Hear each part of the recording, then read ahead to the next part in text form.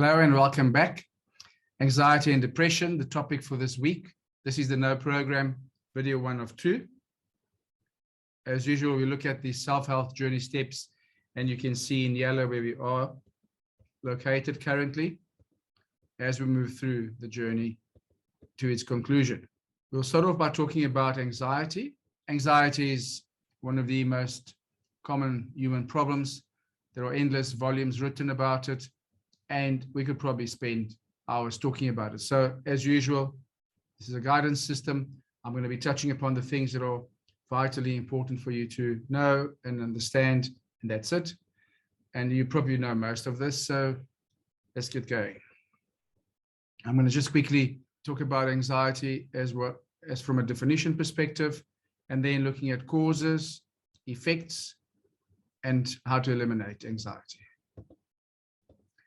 So it's a very common problem characterized by physical symptoms, emotional issues, as well as mental alteration. So the physical symptoms are related to the fight or flight reaction that is associated with adrenaline production that we all know about.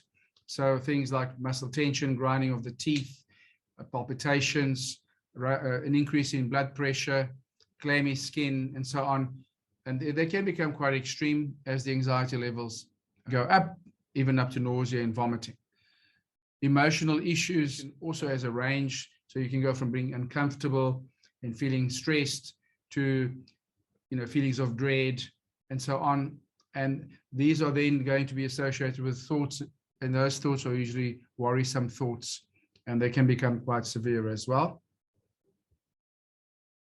When we look at causes of anxiety, there are what we call external causes, and I'll quickly go through those, medical causes, and then from withdrawal. But there are also causes that are leading us to have anxiety as a result of triggers that don't have an origin in the present moment. We dealt with this in the previous workshop where we spoke about addictions, and we spoke about these triggers and how they are formed, and then how to identify them and lessen their effect, and also reduce the intensity of the response. And there were some emotional balance techniques provided.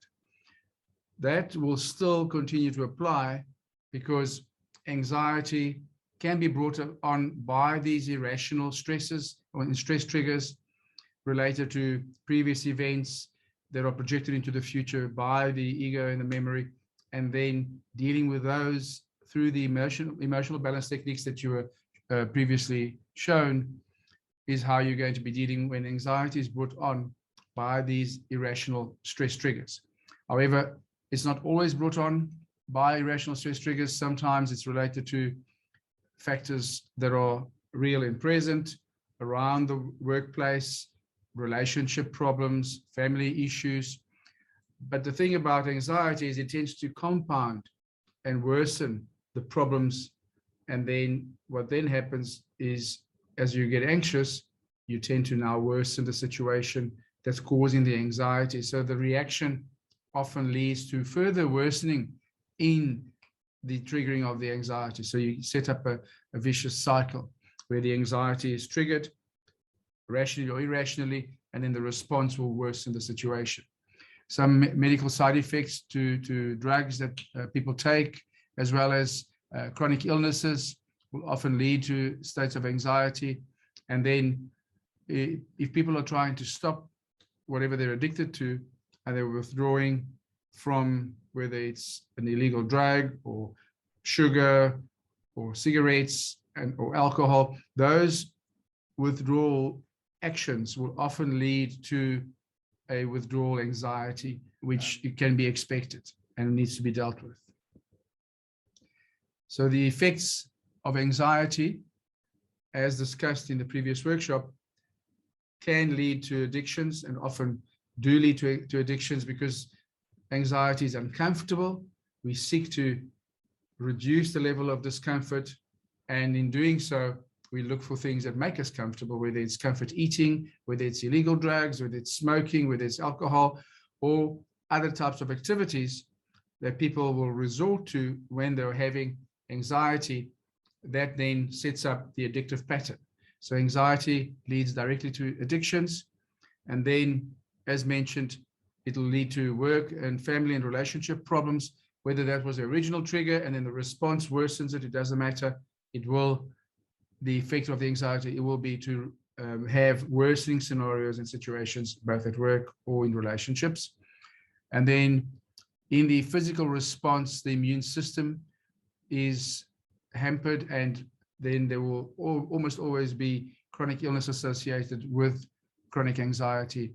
Also increased in blood pressure, cardiovascular problems, premature aging. And then you have, of course, as the anxiety impacts upon the mental thought patterns, depression being directly brought on by anxiety and chronic anxiety, as well as even as bad as suicidal thoughts and suicidal attempts. You also need to know that it's possible to eliminate anxiety through mental balance techniques and or medical treatments over and above what you've already been shown before. And then depression will need to be addressed. So the anxiety is, you know what anxiety is, causes of anxiety, the effects of anxiety in our quality of life, and then that it's possible to eliminate anxiety. Knowing all of this, hopefully will motivate you to take action. And remember, no more excuses, no more self-sabotage, and no more self-pity. No more comparing yourself to others. It's time to step up, take action right now, and start living your life with purpose. So the actions to take on anxiety are: eliminate your anxiety using treatment modalities, which we'll discuss in the actions workshop, and then addressing depression. And with that said, let's keep going.